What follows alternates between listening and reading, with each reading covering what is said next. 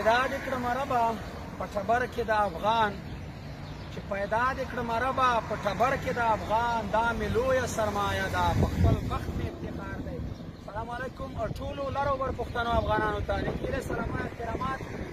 ملګرو زه د بحرین د عربو ملک د سعودي عرب سره په 22 کیلومتره کې پروت دی. د عربو ملک دی بحرین، په دغه کې موجود یم. دلته د افغانستان سفاران نشته، د افغانستان خلک هم نشته، خو ماشاءالله زه ویاړ کوم، افتخار کوم چې زموږ د پښتون افغان وطن داسې مشران لیډران تیر شوي دي، داسې شخصیتونه چې د دوی په نومونو باندې روډونه د عربو په مملکتو کې د دوی په نومونو روډونه جوړ شوي دي. دا د بحرین د هوایي ډګر سره نږدې د ایرپورټ د روډ سره نږدې یو غټ روډ دی چې د سید جمال الدین افغان په نوم سید جمال الدین افغان و په کونړ ولایت کې پیدا شوی و.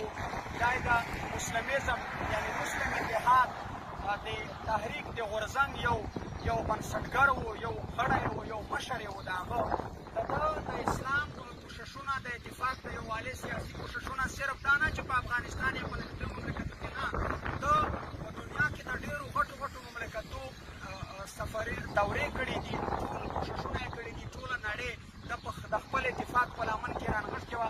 دا یې د ترکیه په استنبول ښار کې د فني دنیا نه سترګې پټې کړې. بیا د افغانستان د حکومت په غوښتنه د ده جسد افغانستان ته ویوړل شو، هلته په کابل کې خاورو ته وسپارل شو. یعنې د ده په تاریخ باندې کتابونه، یوټیوب، ګوګل ټول کتابونه بې ګواه دي. په کار ده چې دا شخصیت زموږ نسل وپېژني.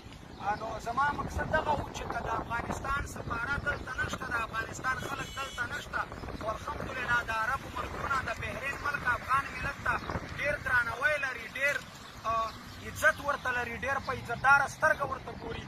نو زما مقصد دغه و چې دا د بحرین یو روډ، یو غټ روډ د ایرپورټ سره نږدې د هوایي ډګر سره د سید جمال الدین افغان په نوم باندې دغه روډ نومول سوی دی. نو دا د لرو بر پښتنو افغانانو لپاره د ویاړ د افتخار ځای دی.